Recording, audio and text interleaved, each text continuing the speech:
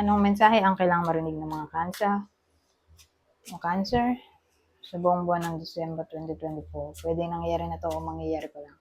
Kung hindi man para sa inyo itong magiging reading, di baka para sa someone na malapit sa inyo o sa someone na kakilala nyo mismo.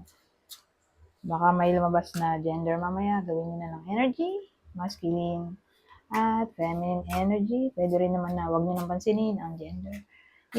Hindi ko masasabi kung anong magiging reading, kung positive ba o negative. Depende sa kung anong mapipick up kong energy.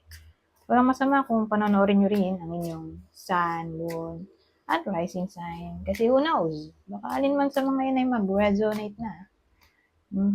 Sa iba sa inyo.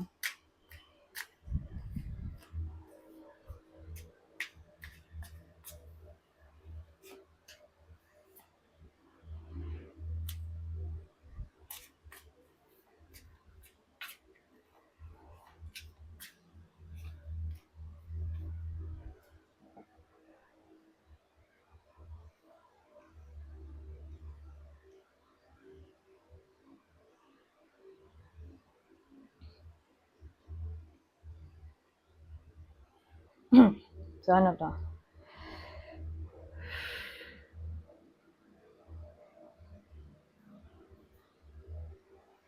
Well,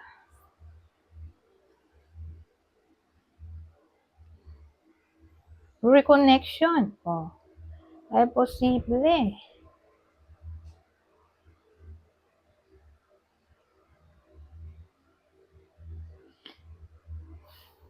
Kasi parang may heart-to-heart conversation na maaaring mangyari.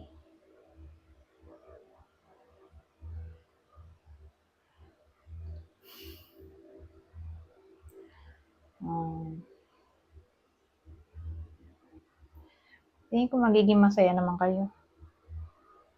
Dahil finally,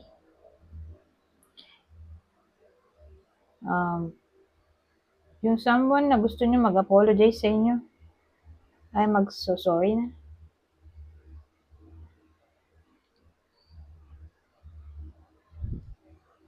Kasi manifestation to, minamanifest nyo to eh. Tagal nyong inintay. Ito na. Communication. Ang topic, apology. Pero actually, pwede rin tong vice versa. Receiving, sending or receiving ng apology. So, pwedeng kayo mismo to na mag-apologize. O may someone na mag-apologize sa inyo. So, para magka-idea kayo, ano bang nangyari sa past?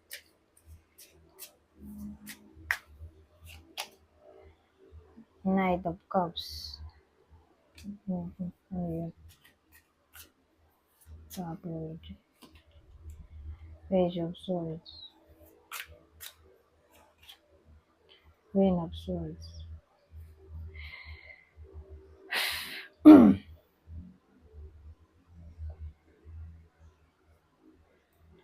Ayan. Ano to girlfriend, ex-girlfriend yung mag-apologize. Tawag dito. Siya siguro yung mag-apologize. Kasi parang siya yung nakapanakit dito eh. May mga sinabi siyang masakit na salita o ewan ko anong sinabi niya. Pero parang na-hurt yung feelings niyo. O pwedeng ginost kayo ng taong to o binilak. Pero again, yung kaaway dito ay babae. Lalaki yung bida sa kwento.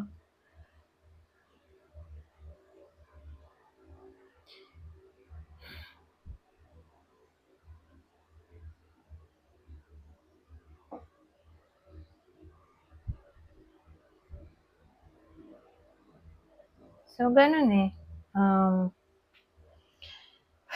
may tendency ng heart-to-heart conversation mula sa ex-girlfriend. Kasi for some reason, restless ang isip niya at para bang gusto niyang mag-reconnect kayo. Yung lalaki. Okay? Yung lalaki. Mag-reconnect sila ng lalaki. So, hindi ko alam kung sino kayo dito, kung kayo ba yung babae o lalaki. Pero babae yung mag-apologize. Ex-girlfriend. Parang all of a sudden, bigla na lang itong mapaparamdam o i-unblock. Siya yung mag-unblock o siya yung nag-block. Tapos all of a sudden, mag-unblock siya. Ganyan.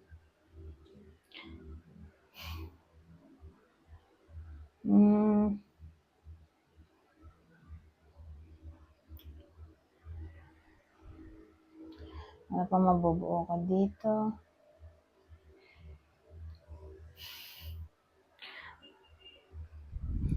O dating nagugustuhan, babae. So, yun. Kung dito ex ay dating crush o niligawan.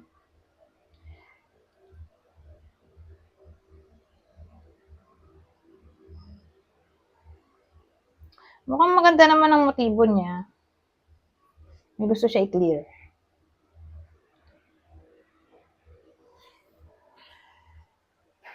Anyways. Ano tayo dito?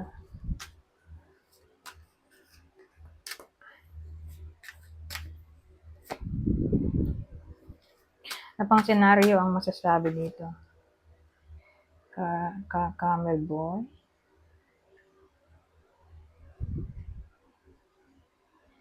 The Alta priestess. Preparation prayers, sacred rituals, more steps, asking for help.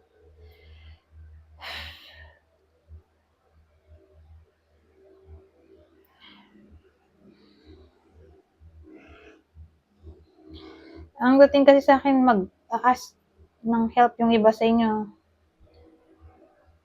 Sa kanilang ancestors, spirit guides, deceased loved ones, o anyone na parang spirit. O sabihin natin kay God. O kanina pang God ang alam nyo. God, Goddess. Magdadasal sila dito para manghingi ng tulong. O pwede magre-ritual sila para ma-manifest ang gustong ma-manifest.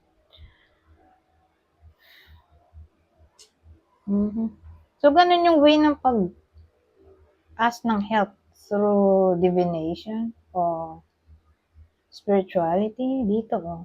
Parang mamumroblema iba sa inyo at ang way para ma-overcome ito o ma-cope up nila yung nangyari ay magdadasal, magre-ritual, ganun.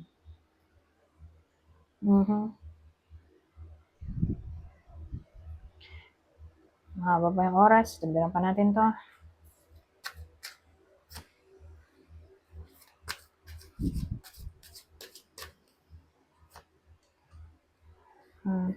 Stillness, patience.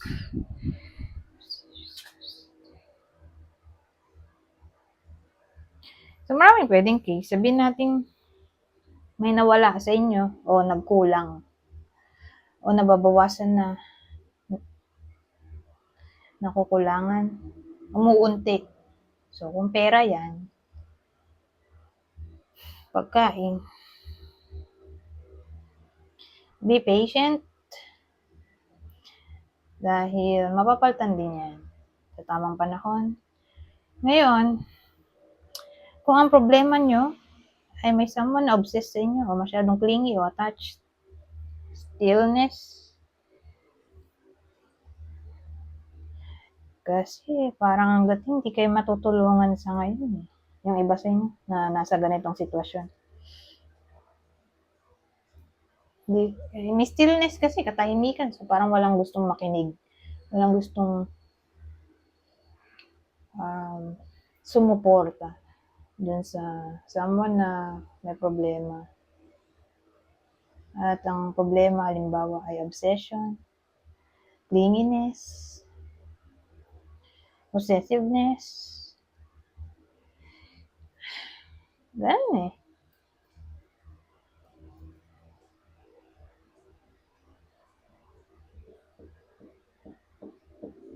Parang walang nangyari. So, sad to say, ganun yung problem dito.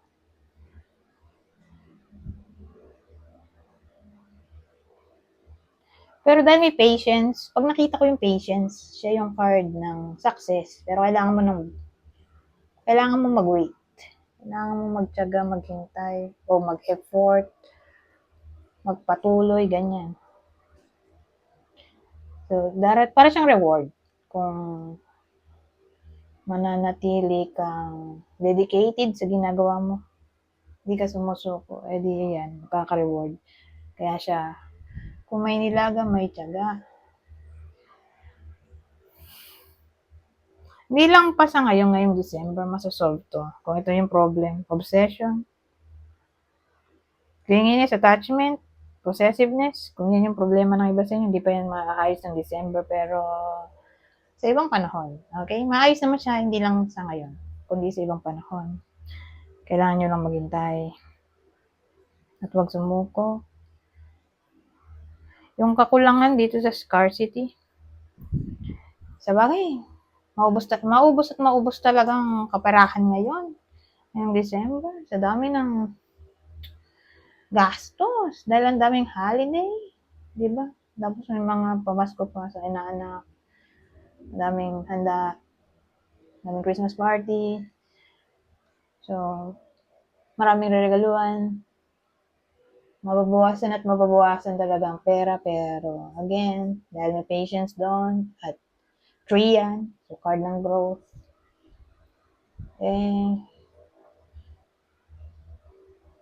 Asahan natin nga na mababawasan ng pera pero July. January onwards, maayos din yan. Yung problema sa pera. Babalik din sa dati. Okay? Ngayon, ibang senaryo dito. Celebration. So, tama na yan. Negative.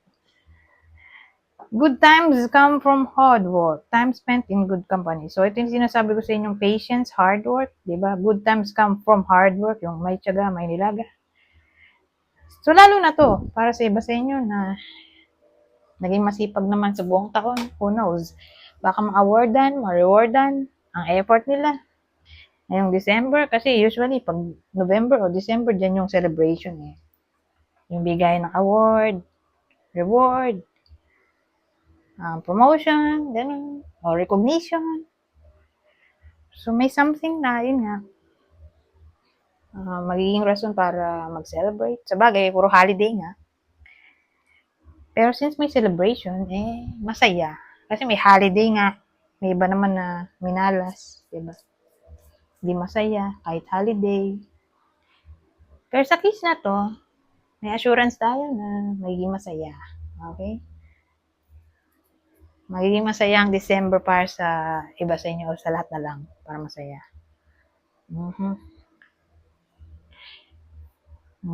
Saka in good company, So, parang dating may mga magkakaaway na magkakabati, nagiging peaceful ang environment ng iba sa inyo. Kaya may celebration. Anyways, hanggang dito na lang. Goodbye for now.